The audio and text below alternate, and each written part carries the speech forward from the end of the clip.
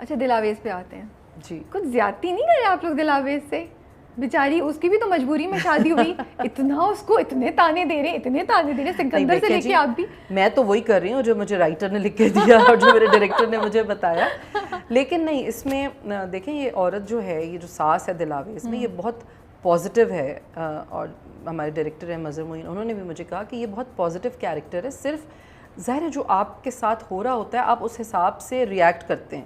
تو اس کے ساتھ ایک پرابلم ہوا, وہ لڑکی چلی گئی, دوسری لڑکی آ گئی, اس نے اس کو بھی ایکسیپٹ کر لیا. اگر آپ کو یاد ہو اس میں ایک سین میں نے کہا کہ بیٹا لحاظ مت چھوڑنا, کیونکہ جس دن لحاظ ختم ہو جاتا ہے اس دن سب ختم ہو جاتا ہے.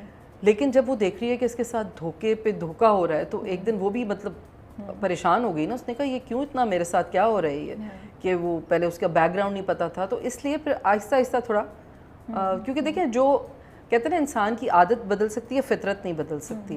تو اس عورت کی بھی فطرت میں وہ اچھائی ہے تو وہ آئے گی, لیکن ٹیمپرری اس کے ساتھ جو کچھ ہوا ہے تو وہ اس پہ ایسے ہی ریئیکٹ کر رہی ہے. تم آگے جا کے اسے دلاویز کا سپورٹر دیکھیں گے یا؟ میں آپ سے بتا رہی ہوں کہ جو فطرت ہے اس کی ظاہر وہ تو نہیں چینج ہو سکتی. ہنٹ دے دی آپ نے. How was working with Affan میں؟ عفان کے ساتھ آپ نے کافی پروجیکٹس پہلے بھی کام کیا. جی عفان اور بٹ کنزا کے ساتھ پہلا کیا. لیکن مجھے لگتا ہے کہ جب آپ خود اگر اچھے ہیں تو آپ کے ساتھ آپ لوگوں کو پیار دیں, عزت دیں, تو آپ کو ریٹرن میں وہی ملے گا. اور بہت ہی کوئی برے لوگ ہوں گے جو ریٹرن میں وہ نہیں دیں گے اگر آپ انہیں پیار اور عزت دے رہے ہیں.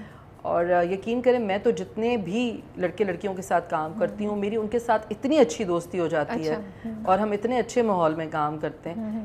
میں ان کی, جیسے آپ مجھے کہہ رہے تھے نا کہ میں اپنی ویلیوز کو لے کے چلتی ہوں, لیکن مجھے آگے بھی دیکھنا ہے, میرے میں فلیکسیبلٹی بھی ہے. میں یہ نہیں کہ ہمارے زمانے میں یہ ہوتا تھا اور آج کے زمانے میں زمانہ نہیں ہوتا. زمانہ از نتھنگ, زمانہ وہ ہے جو آپ بنا رہے ہیں خود.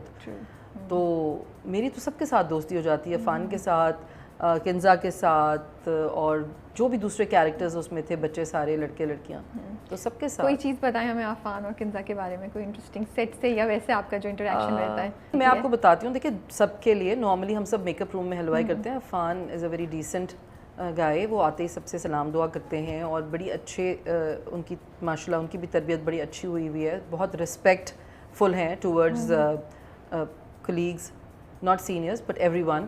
اور ایون جو ہماری سپورٹنگ کاسٹ آتی ہے, جو جونیئر کاسٹ آتی ہے, تو اس کو بھی سب لوگ, ہم لوگ بہت اچھے سے ٹرائی کرتے ہیں کہ اچھے سے ہی ٹریٹ کریں, ان کو ایسے نہیں فیل ہو کچھ بھی.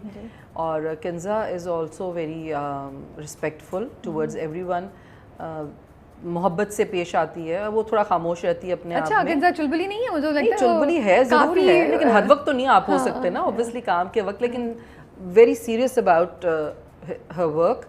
اینڈ وہ تو پھر جب سیٹ پر ہوتے ہیں آپ کے ڈائریکٹر اتنا سیریس ہوتے ہیں اپنے کام کے لیے. لیکن Mazhar is also very you know creative, وہ آپ کو چینج کرے گا سین میں کہ اچھا ڈائلاگ ایسے بول لیں.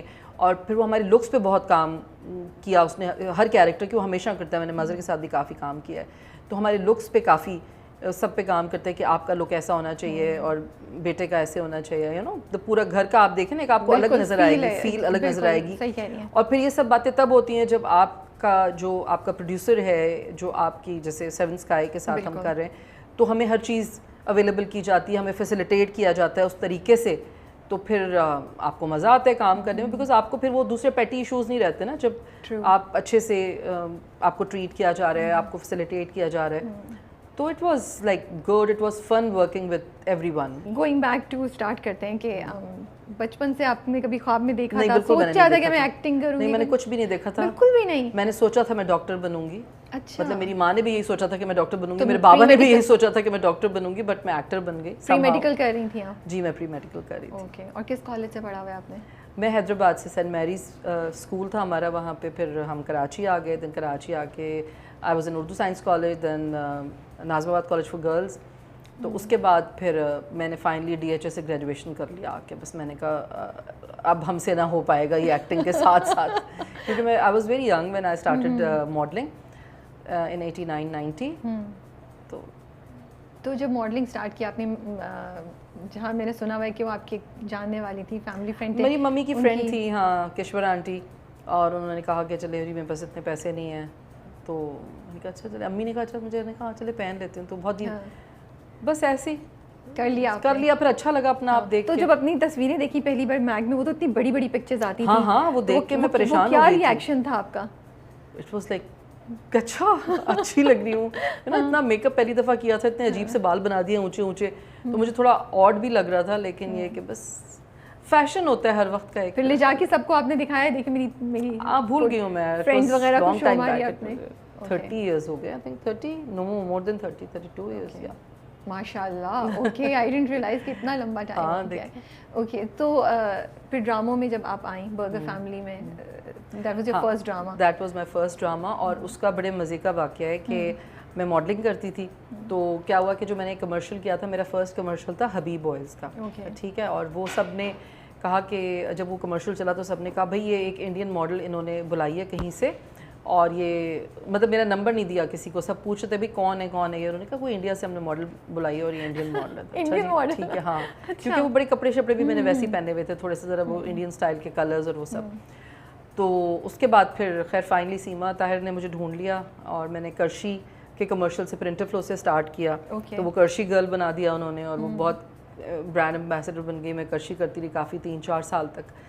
تو اس کے بعد ایک دن سڈنلی پتہ نہیں, میں نے شاید ٹی جیز کے لیے ایک شوٹ کیا تھا, تو شاید ان کو حیدر امام رضوی صاحب کو انہوں نے بتایا کہ بھائی ایک ہم نے کیا ہے, اور انہوں نے تصویر دکھائی.